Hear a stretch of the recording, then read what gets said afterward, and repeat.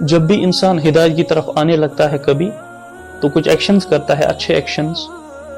مفہوم حدیث ہے، نبی کریم صلی اللہ علیہ وسلم نے فرمایا کہ ایوری ایکشن، کوئی بھی ایکشن ہو، it will experience two periods.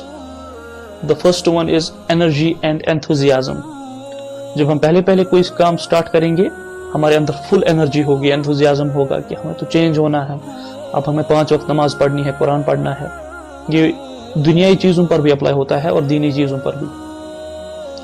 اور اس کے بعد فرمایا کہ اس پیریڈ کے بعد وہ پیریڈ آتا ہے جس میں ہمیں ویکنس لگتی ہے، مینٹل ویکنس، فزیکل ویکنس، اور ہمارا انٹرسٹ لیول کم ہوتا جاتا ہے کسی بھی کام میں، دینی ہو دنیاوی ہو. اور نبی کریم صلی اللہ علیہ وسلم نے فرمایا کہ جب تم پر یہ دوسرا سٹیج آئے، ویکنس کا سٹیج آئے، تمہیں اب دل نہیں کر رہا وہ کام کرنے کا.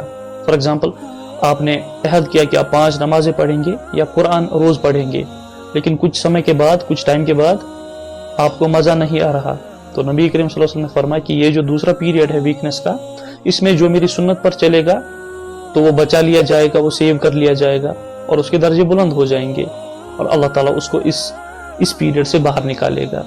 اور جو میری سنت پر نہیں چلے گا then he will perish. اب یہ سنت پر چلنا کیا ہے؟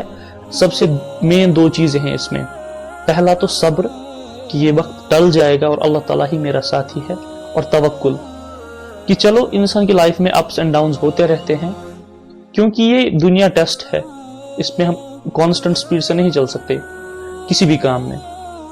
تو اس بات پر توکل کرنا کہ اللہ تعالیٰ ہمیشہ میرے ساتھ ہے، پھر میں کوئی بھی کام کروں. ہاں یہ جو ابھی ہے کچھ ویکنس ہے، کوئی بھی چیز ہے، لیکن دھیرے دھیرے چلی جائے گی.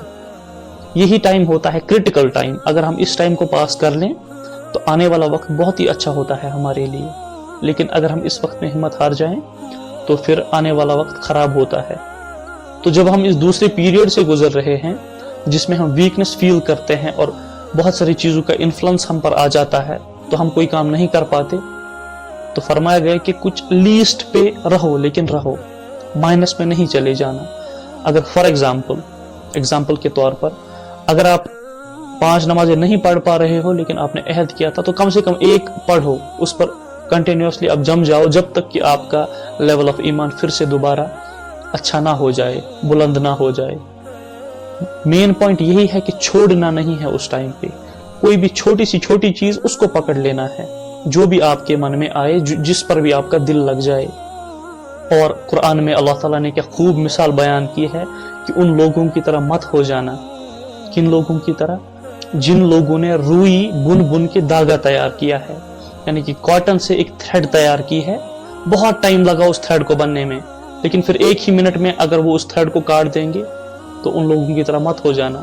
اللہ تعالیٰ ہمیں یہ سمجھانا چاہتے ہیں کہ جس چیز کو کرنے کے لیے آپ کو بہت ٹائم لگا یہاں تک پہنچنے کے لیے، اب ایک غلط چیز سے اس پر پانی مت پھیر دینا، کیونکہ تھنگس ول گیٹ بیٹر. اللہ تعالیٰ کے گھر میں دیر ہے اندھیر نہیں ہے. آج اگر معاملہ آپ کے خلاف ہے کل کو آپ کے حق میں ہو جائے گا. بس یو ہیو ٹو کیپ توکل آن اللہ. Thank you so much and share this video with others.